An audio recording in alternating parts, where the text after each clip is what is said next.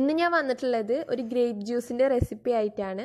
അപ്പോൾ grape juice എന്ന് പറയുമ്പോൾ ഒരുപാട് പേർക്ക് ഇഷ്ടമുള്ളവരുണ്ടാവാം, ഇല്ലാത്തവരുണ്ടാവാം.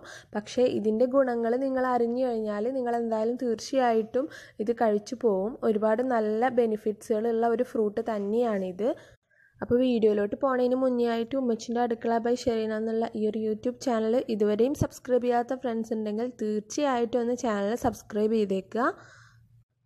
ഞാനിവിടെ 100 ഗ്രാം മുന്തിരി കുറച്ച് മഞ്ഞളും ഉപ്പും കൂടി ഇട്ടിട്ട് വെള്ളത്തിലിട്ട് വെച്ചിട്ടുണ്ട്. ഒരു 10 മിനിറ്റ് ഇങ്ങനെ ഇട്ട് വെച്ചിട്ട് നല്ലോണം ഒന്ന് വാഷ് ചെയ്തിട്ട് എടുക്കണം.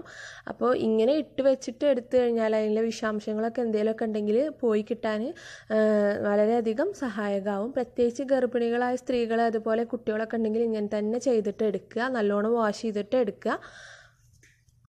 ഈ ഫ്രൂട്ടിന് നല്ല ഒരുപാട് ഗുണങ്ങളുണ്ട് കേട്ടോ.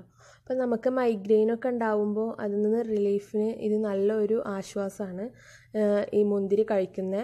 പിന്നെ അതുപോലെ തന്നെ നല്ല എനർജി, നല്ല ഉന്മേഷം കിട്ടുന്ന നല്ലൊരു ഫ്രൂട്ടാണിത്. അതുപോലെ തന്നെ നമുക്ക് കണ്ണുകൾക്ക് ക്ഷീണം പറ്റാണ്ടിരിക്കാനൊക്കെ നല്ലതാണിത്. ക്യാൻസറിനെ തടയുന്നു, അങ്ങനെ ഒരുപാട് നല്ല ഗുണങ്ങളുണ്ട്. അപ്പം നമുക്കിതെങ്ങനെ ജ്യൂസാക്കുന്നതെന്ന് നോക്കാം. ഞാൻ ഈ മുന്തിരി നല്ലോണം ഒന്ന് വാഷ് ചെയ്തെടുത്തിട്ടുണ്ട്. അപ്പോൾ ഇത് കഴിക്കുന്ന മുന്തിരി തന്നെയാണ്, ജ്യൂസ് മുന്തിരിയൊന്നും അല്ല കേട്ടോ. ജസ്റ്റ് സാധാ നമ്മൾ കഴിക്കുന്ന കുരുവില്ലാത്ത മുന്തിരിയാണ് ഇത്. ഈ ഒരു ജ്യൂസ് ഉണ്ടാക്കാൻ നമുക്ക് ഏത് മുന്തിരി, പച്ചമുന്തിരി ആണെങ്കിൽ അങ്ങനെ എടുക്കാം, കുരുള്ളതാണെങ്കിൽ എടുക്കാം, എങ്ങനത്തെ വേണേലും എടുക്കാം. ജ്യൂസ് മുന്തിരി ആണെങ്കിലും എടുക്കാം. ജ്യൂസ് മുന്തിരി ആകുമ്പോൾ നല്ല പുളി ഉണ്ടാവും, ഇത് പുളിയില്ല, നല്ല മധുരം മാത്രമേ ഉള്ളൂ. അപ്പോൾ ഇത് ഞാൻ മിക്സിയുടെ ജാറിലോട്ട് ഇട്ട് കൊടുക്കുകയാണ്. ഇനി ഇതിലോട്ട് ആവശ്യത്തിനുള്ള മധുരം ചേർത്ത് കൊടുക്കാം. ഞാനിതിലോട്ട് തേൻ കൂടെ ഒഴിക്കുന്നുണ്ട്, അപ്പോൾ അതിനനുസരിച്ചുള്ള മധുരമാണ് ചേർക്കുന്നത്. 3 ടേബിൾ സ്പൂൺ പഞ്ചസാര ചേർത്ത് കൊടുക്കുന്നുണ്ട്.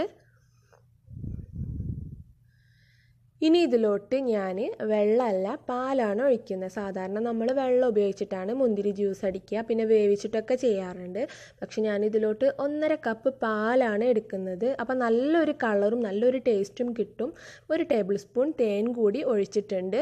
ഇതും കൂടെ ഒഴിച്ചിട്ട് നന്നായിട്ടൊന്ന് ബ്ലെൻഡ് ചെയ്തെടുക്കണം. ഇനി ഞാനൊരു ബൗളിലോട്ട് ഒരു അരിപ്പ് വെച്ചിട്ട് ഇതൊന്ന് അരിച്ചെടുക്കുകയാണ്. കണ്ടോ, കാണുമ്പോൾ തന്നെ നിങ്ങൾക്ക് മനസ്സിലാവുന്നുണ്ടാവും എന്ത് നല്ല ഭംഗിയുള്ളൊരു കളറാണ് കിട്ടിയിട്ടുള്ളത്. സാധാരണ നമ്മൾ ഇത് ജ്യൂസ് ഉണ്ടാക്കുമ്പോൾ, വെള്ളം ഉപയോഗിച്ചുണ്ടാക്കുമ്പോൾ ഡാർക്കായിട്ടുള്ളൊരു വയലറ്റ് കളറല്ലേ കിട്ടുക. ഇത് നല്ല രസമുള്ളൊരു കളറാണ് കിട്ടിയിട്ടുള്ളത്. ഇനി തേൻ ഇഷ്ടമില്ലാത്തവർക്ക് തേൻ ചേർക്കണ്ട കേട്ടോ. തേൻ ഇഷ്ടമില്ലാത്തവർക്ക് തീർച്ചയായിട്ടും അത് ഒഴിവാക്കാം.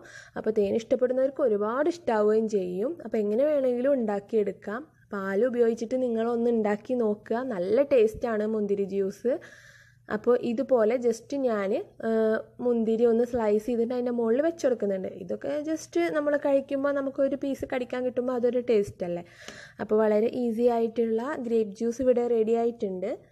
പാലും തണുപ്പാണ്, അതുപോലെ ഈ ഫ്രൂട്ടാവുമ്പോൾ പ്രത്യേകിച്ച് ചൂടിനൊക്കെ നല്ലതാണ്. അപ്പോൾ നിങ്ങളൊന്ന് ഉണ്ടാക്കി നോക്കുക, എല്ലാവർക്കും ഇഷ്ടമാവും.